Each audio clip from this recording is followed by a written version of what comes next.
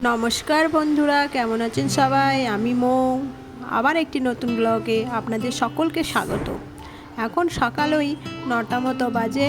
আজ কারোরই শরীর ভালো নেই। বড়মশাইয়ের শরীর খুবই খারাপ, জ্বর ঠান্ডা লাগা। আমারও শরীরটা খারাপ। ছেলে আজকে স্কুলেও যেতে পারেনি। ছেলেরও শরীরটা একটু গাটা গরম গরম।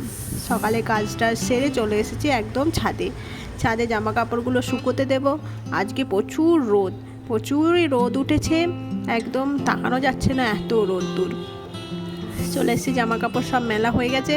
এবার চলুন নিচে যাই, নিচে গিয়ে রান্না করতে হবে। রান্না সব কমপ্লিট, এবার সব খেতে বসে পড়েছি। খাওয়া দাওয়া শেষ হতে একটা আনা ঘুম দিয়ে বেরিয়ে পড়লাম একটু শপিংয়ে। চলো যাচ্ছি এখন ডিমার্টে একটু ওর বাবার জামা ড্রেস একটা ছিল, সেটা রিটার্ন করার জন্য এসছি। তো রিটার্ন সব করে, হ্যাঁ, এখান থেকে আরও কিছু জিনিসপত্র কেনাকাটা করে, হ্যাঁ, তারপরে আমরা এবার বাড়ি যাব। চলুন, এই সব কিছু নেওয়ার পরে এবার বাড়ি যাই।